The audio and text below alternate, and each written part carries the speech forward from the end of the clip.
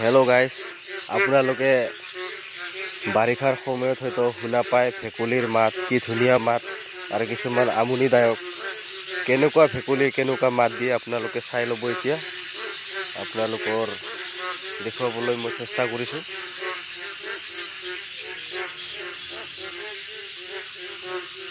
এইটো চাব, ৰাতিৰ কথা।